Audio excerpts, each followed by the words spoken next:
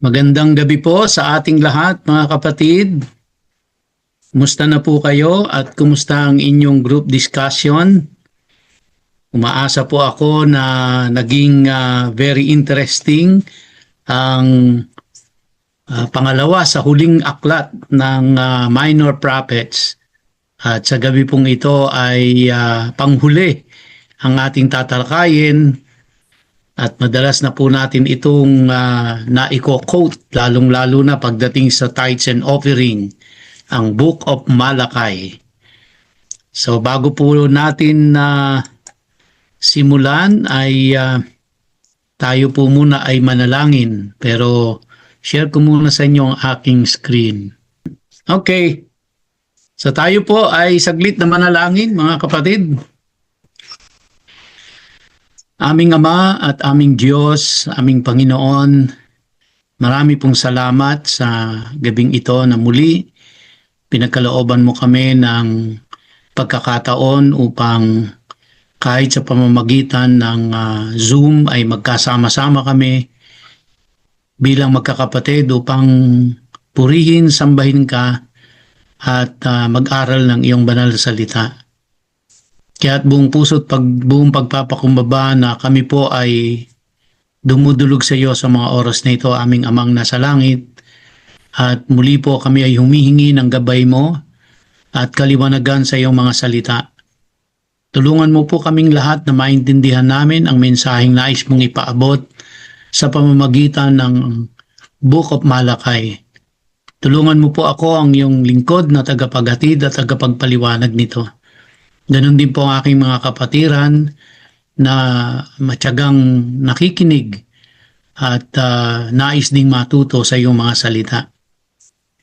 Pagpalain mo po kaming lahat, 10 ng aming mga mahal sa buhay at ang buo naming sambahayan. Sa iyo po ang papuri, pasasalamat at pagdakila sa pangalan ni Yeshua. Amen and amen.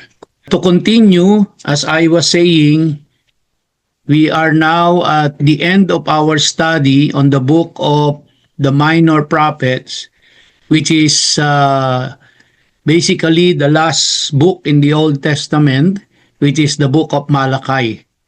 And the name Malachi, actually, ang ibig sabihin po ng kanyang pangalan ay remember, no? Remember. Kaya ang team natin ay Remember the Law of Moses. So, ang ibig sabihin po ng Malachi ay messenger.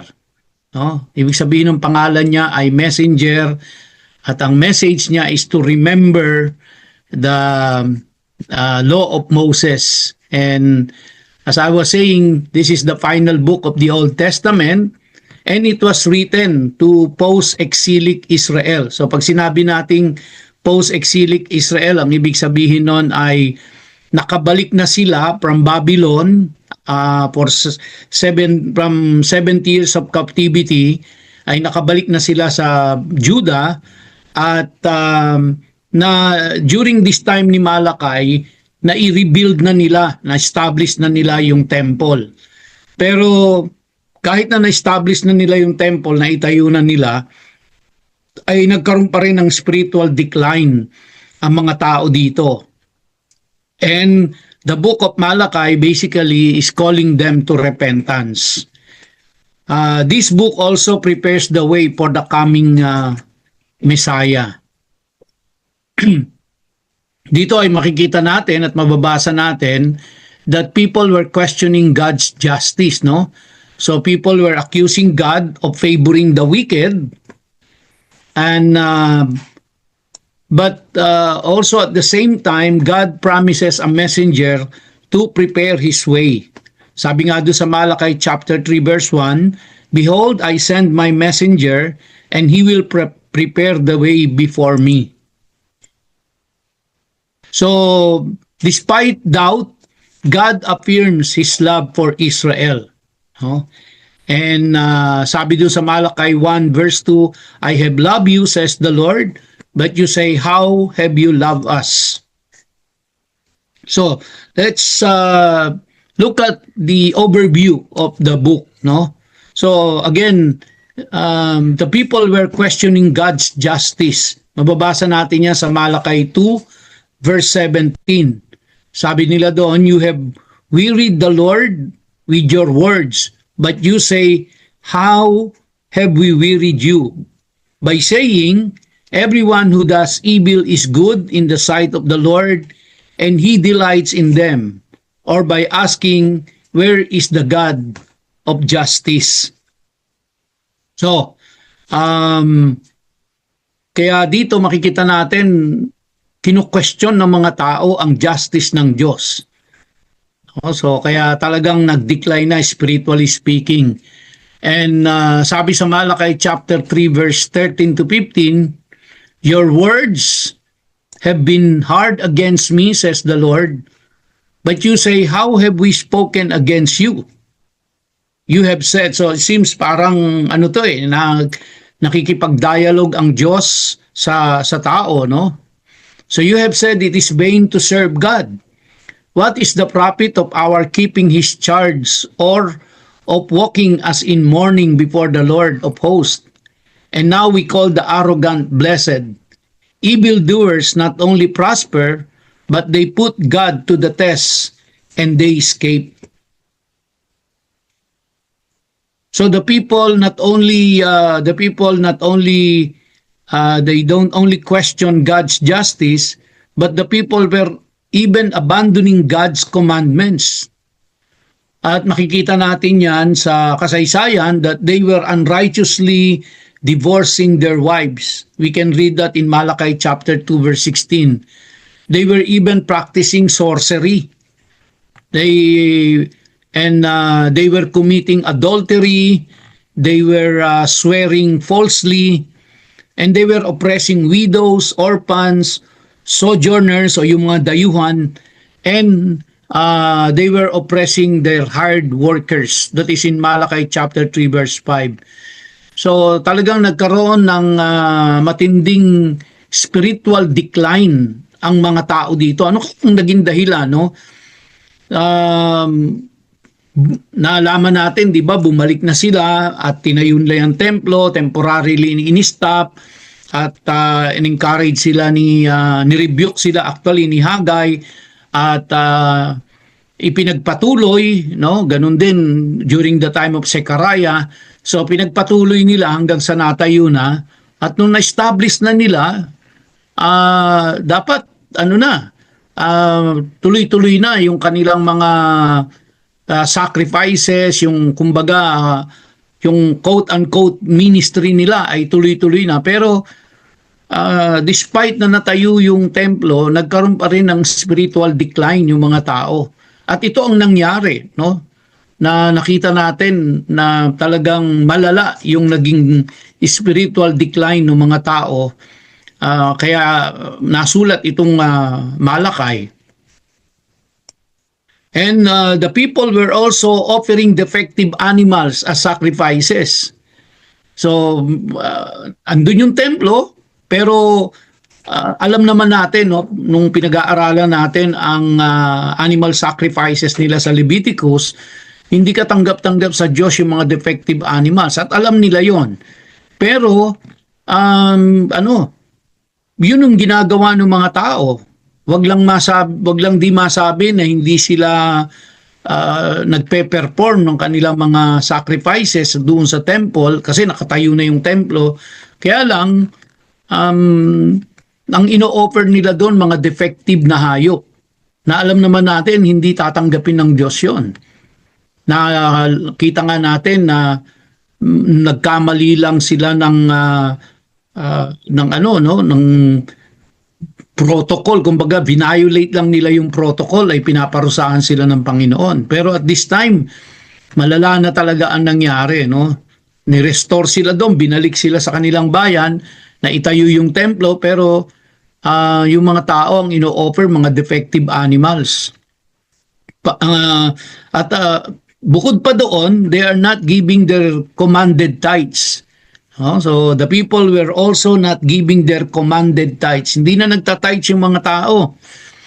So paano ma-finance yung kanilang operation? Paano ma-finance yung kanilang templo?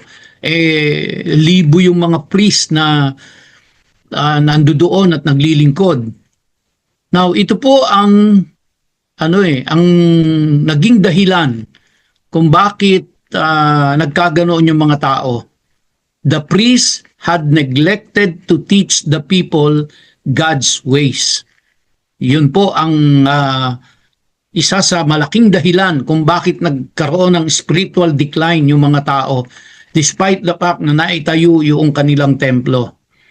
Because the priest, yung mga saserdote, from the high priest to the regular priest, they have neglected to teach the people God's ways. At yan ay nagdulot ng spiritual decline doon po sa mamamayan. So, kaya ang panawagan dito ni Malakay is for the people of Judah to repent, because people were robbing God, and they were robbing God by not bringing tithes and offering. Pero ganun pa man po, God invites them to test His faithfulness. Talagang napaka-tiyaga ng Panginoon sa kanila. Dahil sabi doon sa Malakay chapter 3 verse 10, "Bring the full tithe into the storehouse, and I will pour down for you a blessing." So, nagkaroon po ng corruption of the priesthood. Ano ang nangyari dito? Priests, yung mga priest po, from the high priest down to the regular priest, they dishonored God through improper sacrifices. And not only that, but they failed to teach God's law correctly. Basahin po natin doon sa Malakay chapter 2 verses 7 to 9. Sabi po diyan, "For the lips of a priest should guard knowledge, and people should seek instruction from his mouth. For he is the messenger of the Lord of hosts." Yung mga priest o yung high priest. "But you have turned aside from the way. You have caused many to stumble by your instruction. You have corrupted the covenant of Levi, says the Lord of hosts, and so I make you despise and abase before all the people, inasmuch as you do not keep my ways, but show partiality in your instructions." So the priests had neglected to teach the people God's ways. At sila pa yung leader, sila yung dapat mag-set ng example, sila yung dapat magturo, but they neglected it. And this caused heavy spiritual decline sa mga tao. Nagsimula po kasi doon sa leader Yung mga leader, yung mga dapat nangunguna sa pagtuturo ng salita ng Diyos, sa pagtuturo ng mga batas ng Diyos, at sila dapat yung nakikitang example sa paghahandog ng mga tamang handog, pero sila sa kanila nagsimula doon sa priest. Kaya makikita ho natin kapag nagkaroon ng ng kapabayaan yung mga leaders, kapag mali ang itinuturo sa tao at hindi sila nagseset ng magandang example, then makikita ho natin na it will just follow na yung mga sumusunod sa kanila ay makukorrupt na rin, magkakaroon na rin ng spiritual decline, And of course, as a result of that, the people were unfaithful in marriages and they neglected justice. At naging laganap na rin po ng oppression of the vulnerable like the widows, the orphans, and the foreigners. Malakay also urged the people to remember the law of Moses as they await Elijah's arrival before this day of Yahweh. So, yung pong spiritual decline ng mga tao dahil sa pangunguna ng mga priest, Sila yung pasimuno, yung mga spiritual leaders, sila yung pasimuno, no? Kaya ito ay nagresulta sa spiritual decline. Makikita natin na ang solusyon, no, is to remember the law of Moses. And then alam na ho natin, pag sinabing law of Moses, ito yung Torah. So they don't obey the Torah anymore. They don't teach the Torah properly. They don't practice what is being said in the Torah. And dahil ho doon, nagkaroon ng spiritual decline. Sabi po sa Malakay chapter 4 verses 4 to 6, remember the law of my servant Moses. No, remember the law of my servant Moses, the statutes and rules that I commanded him at Horeb for all Israel. Behold, I will send you Elijah the prophet before the great and awesome day of the Lord comes.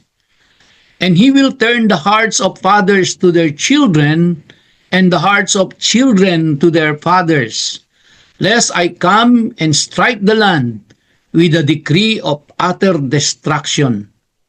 Ano po kaya ibig sabihin dito ni Malakay? Na he will turn the hearts of fathers to their children and the hearts of children to their fathers. Dito po ay ipinare-realize lang ni Malakay sa mga priest, no? Na dahil sa kanila pong kasalanan, dahil sa kanilang hindi pagsunod at pagtuturo ng tama ng Torah, yung mga anak po ay lumihis din ng landas.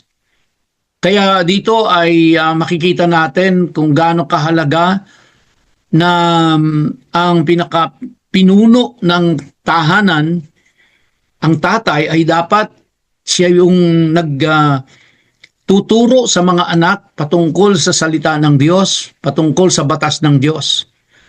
At mapapansin din ho natin, it's commonly, kapag ang magulang, ang mag-asawa ay naglilingkod sa Diyos at ang mag-asawa ay nagtuturo ng salita ng Diyos sa kanilang mga anak, pinagpapala po yung mga anak eh. Pero kapag ang mga magulang ay sila ang nalihis, nadadamay din po yung mga anak. Kaya dito ay gustong sabihin ni Malakay na ang cause ng spiritual decline ng kanilang mga anak ay dahil yung tatay ay hindi ginagampanan ang kanyang tungkulin as a family. Now, as a country, yung mga priest, yung high priest and the regular priest, hindi po nila ginagawa ng tama ang kanilang tungkulin at sila pa ang pasimuno sa pagsuway sa salita ng Diyos. Kaya nagkaroon ng spiritual decline. Pero darating po yung time, sabi diyan, I will send you Elijah the prophet before the great and awesome day of the Lord comes. And he will turn the hearts of fathers to their children and the hearts of children to their fathers. Now that praise the hearts of children to their fathers, referring to the nation of Israel, that as soon as they remember the law of Moses or the Torah, when we say remember, hindi lang po alalahanin, no? Pag sinabing remember, in Hebrew word, yung pong remember na ibig sabihin nun ay alalahanin at gawin at isakatuparan. So, ibig sabihin, pagka isinagawa nila, sumunod sila dun sa Torah, then manunumbalik po ang puso, no, ng mga Israelita sa Diyos, sa kanilang Diyos Amang nasa langit. And pag hindi po nila ginawa ito, sabi diyan, lest I come and strike the land with a decree of utter destruction. So ganun po kabigat yung hindi nila pagsunod sa Torah, it will cause them destruction. Actually, nagkaroon na nga ng spiritual decline eh. Pero hindi pa rin po natuto talaga ang mga Israelita dahil kagagaling lang nila sa Babylon for 70 years. Devastated ang buong bansa nila dahil sa kanilang pagsuway sa Diyos. And binalik ulit sila ng Panginoon doon, ni-restore yung templo, and here they come again. No? Not remembering the law of Moses, or not doing and obeying the law of Moses or the Torah. So let's look at Malakai's major message. Ano ba ang major message nitong Malakai? Well, number one, Malakai's original readers are commanded to remember the law because they had apparently forgotten it. Everyone from the leadership down to the lay people, meaning the whole nation, no? They have forgotten the law of Moses, which means hindi na nila ginagawa. Kaya nga, nag-o-offer na sila ng mga defective animals. At marami na silang mga kasalanan na ginagawa. No? So they were sinning against God and against each other. And because of that, Malachi warns them of coming judgment if they will continue and if they will not repent. But at the same time, Malachi also assures them that those who fear Yahweh's name will not be destroyed. We can read that in Malachi chapter 4 verses 1 to 3. That means there is still time to repent. Ganun naman po ang Diyos no? Bago siya maglapat ng parusa, katakot-takot na warning, katakot-takot na message, katakot-takot na paalala. Pero pag hindi pa rin tumalima ang tao at hindi nakinig at hindi nila ginawa ang dapat nilang gawin na tama, then of course, darating na yung parusa sa kanila. So there is still time to start remembering the Torah and of course, obeying it. What else? Ang makikita natin sa Malachi as a message po. So it should be noted that remembering the law of Moses is largely a community project, ika nga. So it is not only focused on one family or several families, but it seems message ni Malachi, the whole nation should remember the law of Moses. So it is there must be some community movement. The whole nation ay kumbaga po ay talagang nalugmok na sa kasalanan. Siguro meron pa rin ilang doon na sumusunod pero mga ordinary people. Pero dahil kasi nagsimula doon sa leadership ang corruption nagsimula doon sa mga priest ang hindi pagsunod. Kaya damay-damay ang buong bansa. Then if God's people are going to remember the law of Moses, then they need faithful parents and leaders. Kaya meron pong kailangan gumabay sa kanila. Kumbaga, per family, parents are to teach their children. Mababasa po natin yan sa Deuteronomy, no? That parents are to teach their children. And spiritual leaders are to teach the broader community. That is also in Deuteronomy. So the responsibility of bringing the people back to Torah lies on the shoulder of the parents for the children and sa mga priest, no, or mga spiritual leaders para sa buong community, sa buong nation. So yun po yung magkatuwang, ang mga magulang turuan ang mga anak at ang mga spiritual leaders turuan ang mamamayan. So the leadership of Israel played a significant role in the Torah being remembered and observed by the people, which is why much of God's anger in Malachi, kung mapapansin po natin, is directed toward the priest because they had failed to teach the Torah to the people. Thus, the leaders as well as the broader community are admonished to repent and stop neglecting their responsibilities. Now another is that Malachi's admonition to remember the law of Moses is just as relevant today as it was in the time of Malachi. Marahil po sa panahon natin ngayon ay kakaunti lang, no? Kung meron man ang nagtuturo talaga ng Torah. Pero sa akin po mga nababasa, parami na rin ang parami sa panahon natin ngayon ang bumabalik ho sila sa Torah at itinuturo ang Torah, pero hindi pa rin sila majority, hindi pa rin sila marami. So kaya ito pong admonition to remember the law of Moses, which is the Torah, ay very much relevant sa panahon po natin ngayon, no? Kung gaano siya ka-relevant sa panahon ni Malachi thousands of years ago, ay ganun din po, very much relevant siya sa atin. Kaya to prevent, no, spiritual decline and spiritual corruption, ika nga, the priests or the parents should teach their children the law of Moses, the Torah. And the spiritual leaders should teach their congregation the law of Moses or the Torah. So just as Israel's leaders in Malachi's time failed to teach the people God's ways, we can also observe that many modern Christian leaders have also failed to do this. Kung atin lang pong titingnan at susuriin, makikita po natin na marami po ang nagpe-fail dito. And worse, many modern Christian leaders even actively discourage obeying God's ways. Kakalungkot po yun, no?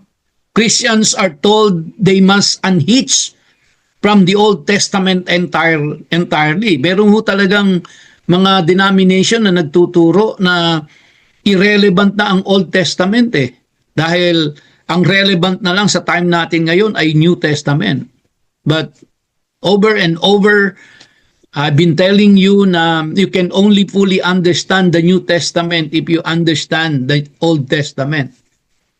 So those who obey the Torah are called legalistic, and sometimes they are called Judaizers.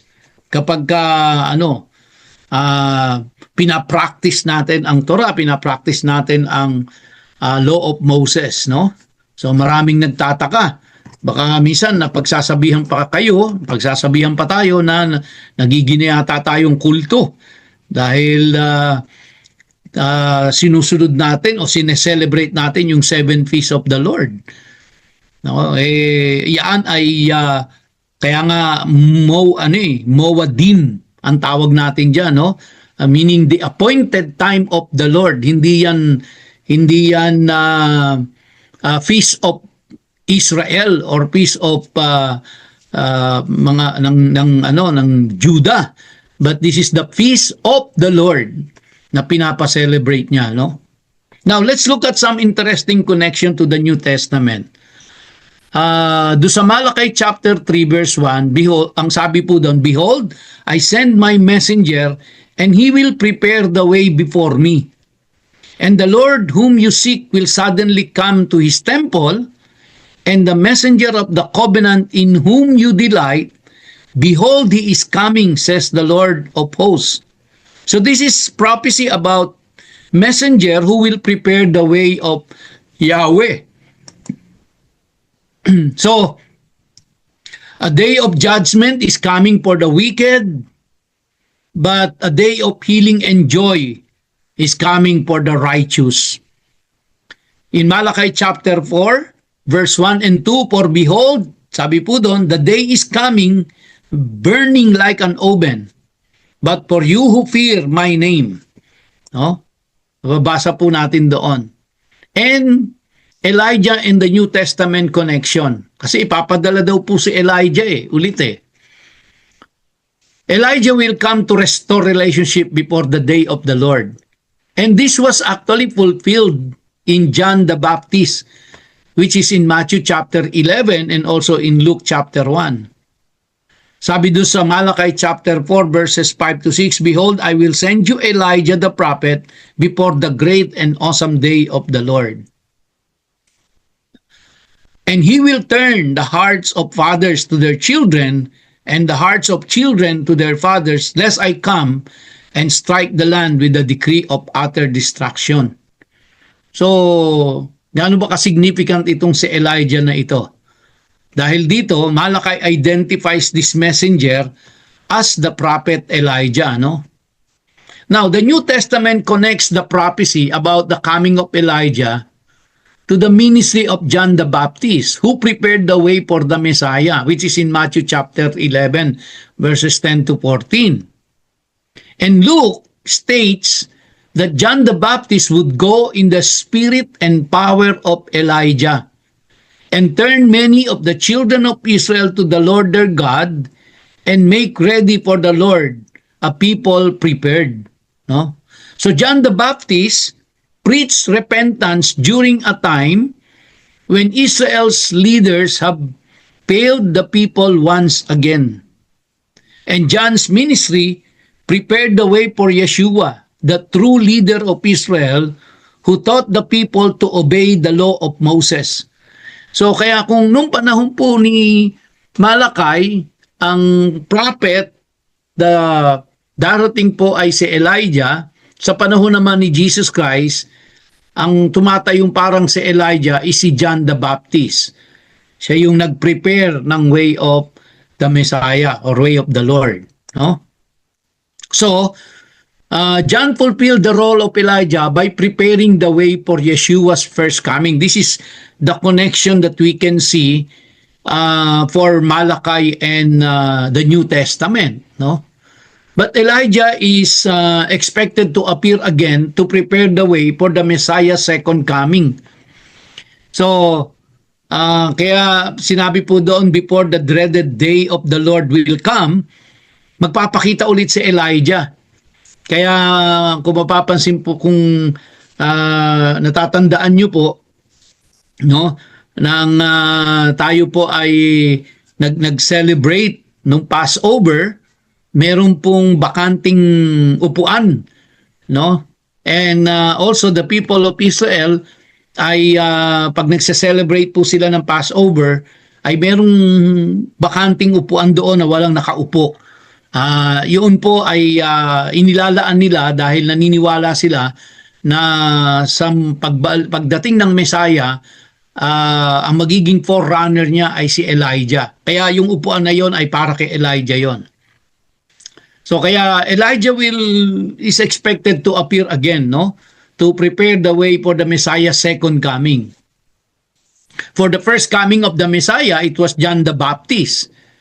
So for the second coming of the Messiah, then it will be Elijah. So before the day of Yahweh, the hearts of God's people, God's children, will turn toward their Father. So darating po yun. And spiritual leaders will consider the harm they have done through their neglect and unfaithfulness to Yahweh. So people will start remembering the law of Moses. Ito po ang question sa atin. Are we living in those days today? Is the way being prepared? So how Malachi points to the Messiah? In Malachi chapter 4 verse 2, sabi po doon, "But for you who fear my name, the Son of Righteousness shall rise with healing in its wings." Take note of that, no? The Son of Righteousness shall rise with healing in its wings. You shall go out leaping like calves from the stall. So what's interesting about this metaphor is that the Hebrew term for wings is the same term used for the corners of the garments to which sit are tied. Do you still remember yung sit? Yung pong sit are fringes that hang from one's garment, nakasabit ito sa laylayan nung kanilang parang malaking balabal.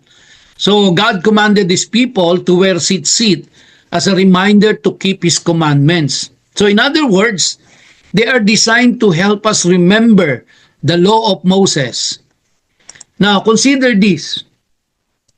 In Matthew 9:20-22, sabi po doon, "And behold, a woman who had suffered from a discharge of blood for 12 years came up behind him and touched the fringe of his garment.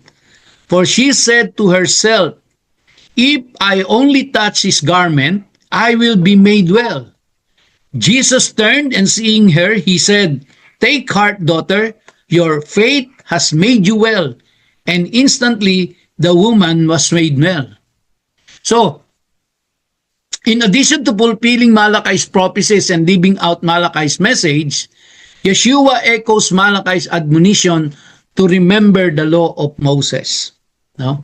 So doon po sa example kanina, nakita natin yung babae, nung hinipo niya yung wings, yung corner, which is sa corner nung kanilang balabal, doon po nakasabit yung sit-sit.